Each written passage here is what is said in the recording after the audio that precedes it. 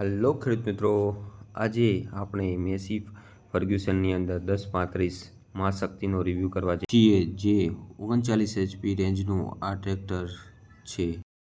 Massey ટ્રેક્ટરને સોના બરોબર માનવામાં આવતું હોય છે, કારણ કે મેસી ટ્રેક્ટરની રિસેલ ખૂબ જ સારી એવી હોય છે.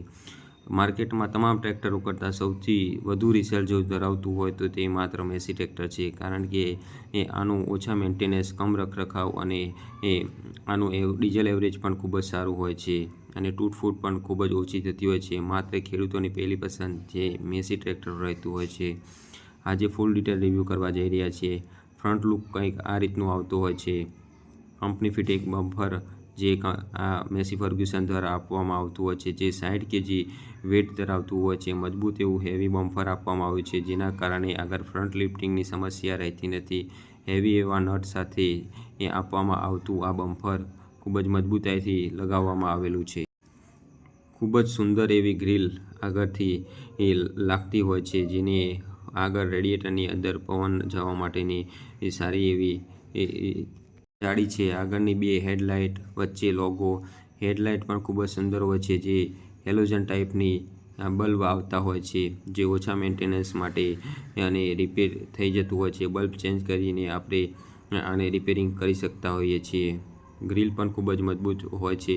મેસી ટ્રેક્ટરની અંદર ક્વોલિટી ખૂબ જ સારી હોય છે. પાર્ટની ક્વોલિટી ખૂબ જ સારી હોય છે. આગળનો નોન એડજસ્ટેબલ હિસ્સો આવતો હોય છે. ફ્રન્ટ આગળ 60016ના ટાયર આવતા હોય છે.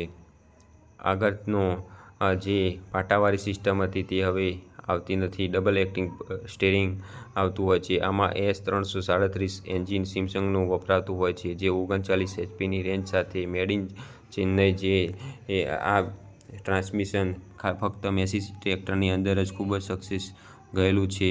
3 સિલિન્ડર વોશનો પંપ આવતો હોય છે. ઇનલાઇન પંપ આવતો હોય છે, જે ખૂબ જ ઓછા મેન્ટેનન્સ તેમજ રખરખાવથી આને રાખી શકતા હોઈએ છીએ.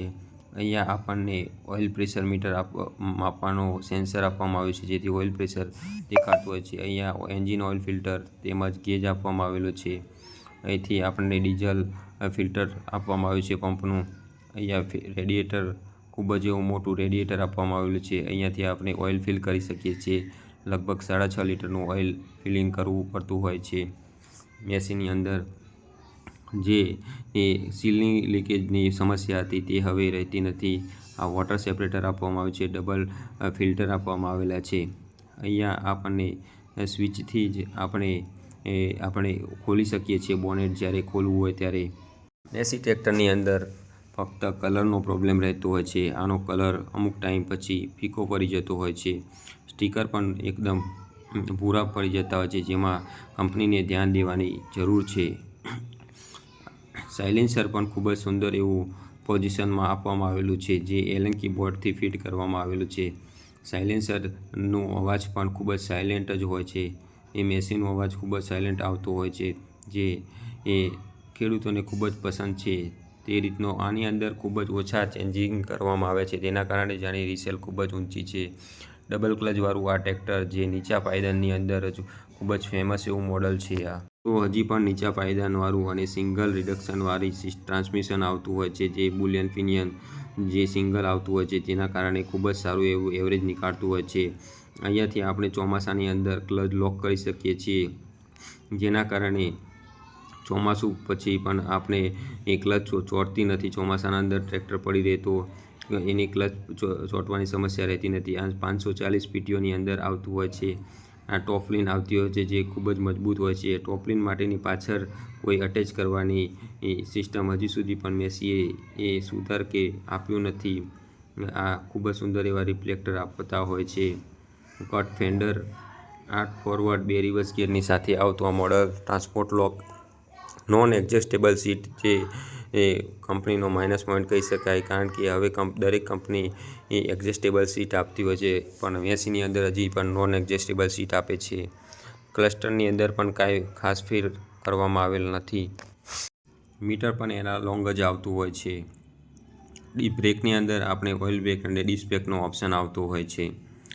આની ફૂટ એક્સિલેટર ખૂબ જ સુંદર એવી પોઝિશનમાં આપવામાં આવેલું છે. આપણને ફૂલ્લી એનાલોગ મીટર આવતું હોય છે, જેમાં આરપીએમ મીટર, અવર્સ મીટર, બેટરીના voltage, temperature meter, engine oil pressure તેમજ ડીઝલ કાંટાનું લેવલ જાણી શકાય છે. અહીંયા આપણને પાર્કિંગ માટેની લાઇટ, અહીંયા હેડલાઇટ માટેનું આ હઝાર્ડ લાઇટ માટેની સ્વિચ આપવામાં આવેલી છે.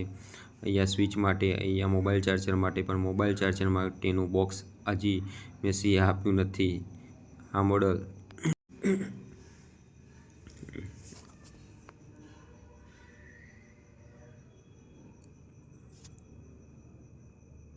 ત્રણ સ્ટેજવાળું ઓઇલ ફિલ્ટરવાળું આ એર ફિલ્ટર આપવામાં આવેલું છે. 3 બાર ટાઈપનું આવતું હોય છે, જે મેસીની અંદર બહારની સાઈડ જ હજી સુધી છે. અહીંયા આપણને હાઇડ્રોલિક, જે સૌથી બધા ટ્રેક્ટરોમાં સૌથી સારામાં સારી હાઇડ્રોલિક મેસીની માનવામાં આવે છે, કારણ કે આનો પંપ ટ્રાન્સમિશનના અંદર હોવાના કારણે એ ઝડપથી સેન્સિંગ કરતું હોય છે. આ પોઝિશન તેમજ અહીંયા ડીસીપીસી લીવર આપવામાં આવેલા છે, જે 1200 kgની લિફ્ટ કેપેસિટી સાથે આવતું હોય છે. આની અંદર 12 4 તેમજ 13 6 28ના ટાયર ઓપ્શનલમાં આપણે લઈ શકતા હોઈએ છીએ. મેસી એવરેજમાં ખૂબ જ સારું હોય છે. પાછળનું ટ્રાન્સમિશન હેવી ડ્રો બાર હુક કંપની ફિટિંગ આપવામાં આવતો હોય છે. સીટ પણ અહીંયા ડિસ્ક બ્રેક સાથેનું આ મોડલ છે. સિંગલ રિડક્શન સાથેનું ટ્રાન્સમિશન, જે હબ પુલ એન્ડ પિનિયન સાથે આવતું હોય છે, જે ખૂબ જ સારું એવરેજ નીકાળતું હોય છે. 13 થી 14નું રોડ ઉપર એવરેજ આપતું હોય છે. 2.5 લીટર જેવું કલ્ટિવેટર તેમજ રોટોવેટરની અંદર 4 થી 3.5નું એવરેજ આપતું હોય છે.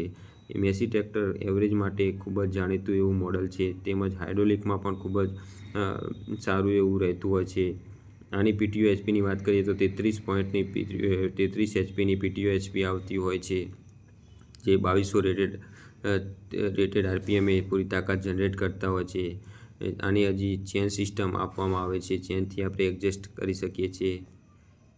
પાછળનું આપણે જોઈએ તો અહીંયા ટ્રોલી અટેચ કરવા માટેની પાઇપ, જે હાઇડ્રોલિક પાઇપ અટેચ કરી શકીએ છીએ. ટોટલી વાયરિંગ વોટરપ્રૂફ આવતું હોય છે. અહીંયા આપણને સિંગલ જ ટોપલિંગ પોઈન્ટ આપવામાં આવેલો છે. આ રિફ્લેક્ટર, અહીંયા મોટર હોલ્ડર, આ આપણને ટૂલ બોક્સ માટેની પેટી આપવામાં આવે છે. અહીંયા પાછળની જે લાઇટ, તે ખૂબ જ સુંદર એવી છે. આની અંદરનું ટ્રાન્સમિશનમાં અંદર 90 નંબર ઓઇલ વપરાતું હોય છે. અહીંયા એર ફિલ્ટર નીચેથી આપણે ખોલી અને સાફ સફાઈ કરી શકતા હોઈએ છીએ. અહીંયા આપણને ગ્રીસિંગ પોઈન્ટ આપવામાં આવેલો છે. અહીંયા 12 વોટનું સેલ્ફ આપવામાં આવેલું છે. 12 વોટનો અલ્ટરનેટર આપવામાં આવેલો છે. ફેન, જે રેડિએટર ફેન છે, જે પ્લાસ્ટિકનો આવતો હોય છે. અહીંથી આપણને ડીઝલ માટેની ટાંકી, જે 47 લીટરની ટાંકી આવતી હોય છે, જે એન્જિનની ઉપર લાગતી હોય છે. આ તો આપણો મેસી ફર્ગ્યુસનનો રિવ્યૂ મિત્રો. તમને રિવ્યૂ કેવો લાગ્યો તે કમેન્ટમાં જરૂર બતાવજો મિત્રો. Thank you for watching my video.